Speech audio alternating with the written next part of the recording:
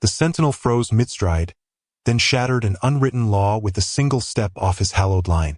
Rifle held with unbending discipline, he advanced toward the mounting tension.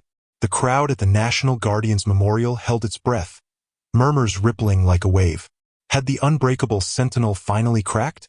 But what no one realized, not the shocked onlookers, nor the fuming businessman in his path, was that the stoic guardian carried a scar from a battlefield loss that mirrored the little girl's own heartbreak.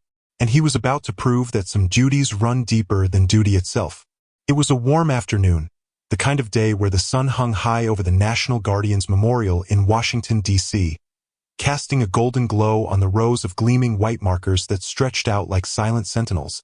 The air was thick with a mix of solemnity and quiet chatter, as families shared stories and veterans stood tall with medals pinned to their chests. But today, the crowd was immense, swelling with thousands who wanted to witness the solemn changing of the guard at the Tomb of the Unknowns. One of the outer posts was manned by Sergeant Marcus Thorne, a 30-year-old from rural Texas.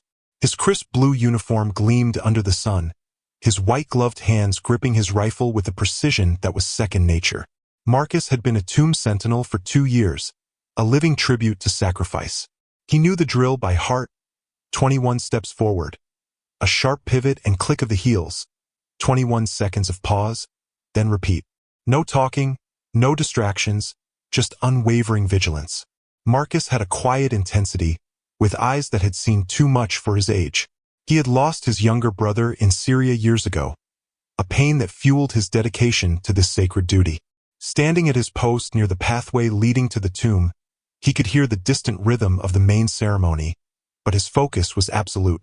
Amid the sea of visitors, a little girl named Lily Vance wheeled her way through the crowd, her mother, Grace, guiding the chair over the gravel paths. Lily was 9, with bright, curious eyes and a ponytail that bounced with every movement. She had a rare muscle condition that confined her to a wheelchair, but it never dimmed her spirit. Her dad had been in the Air Force, killed in Afghanistan when she was just a toddler. He had told her stories about the Sentinels, who stood watch like superheroes, protecting the memory of soldiers like him. "They're the bravest, Lils," he'd say. "One day I'll take you there." But he never got the chance.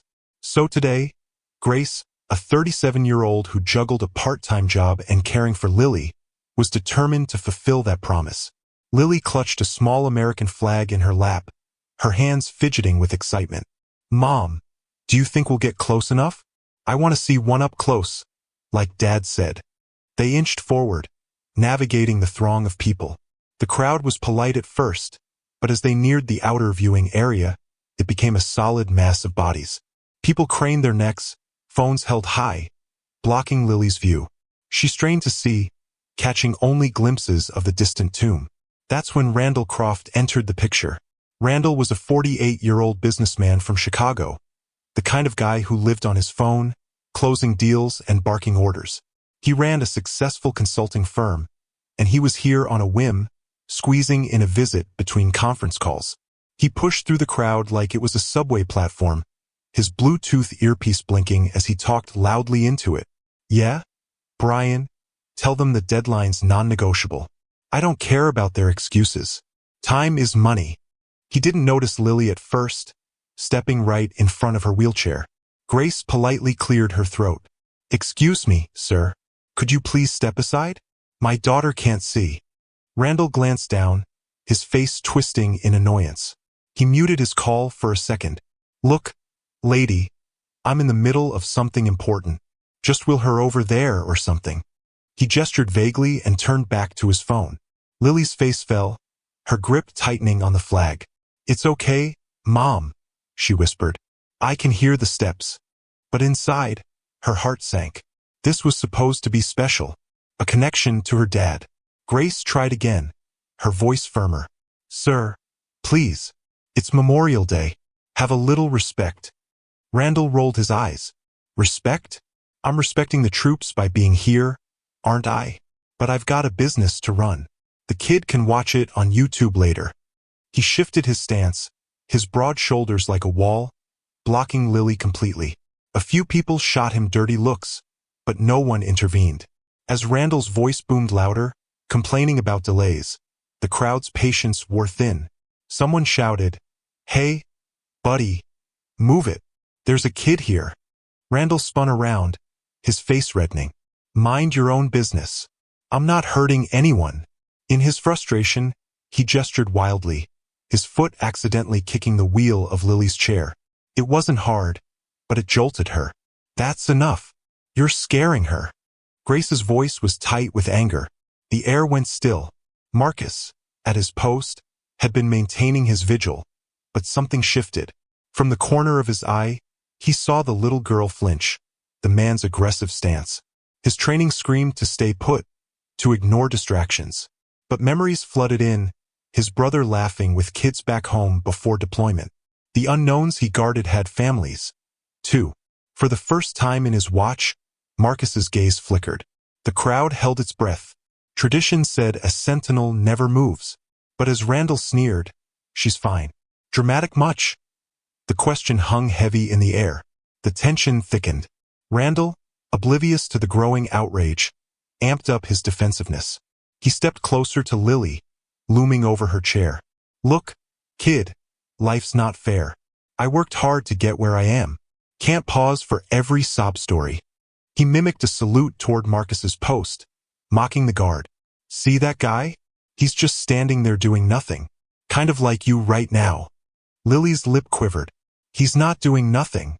He's honoring my dad." Randall, fueled by his stressful call, kicked at the gravel near the wheelchair, sending pebbles scattering. "Move the chair if it's in the way." It was the final straw. Whispers turned to shouts. "Back off. Someone get security." Marcus felt the pull. His training fought it, but his heart won. In one fluid motion, he pivoted slightly off his line, enough to face the group. The crowd gasped. Cameras flashed. Phones rose higher. Marcus's eyes, sharp and unyielding, locked on Randall.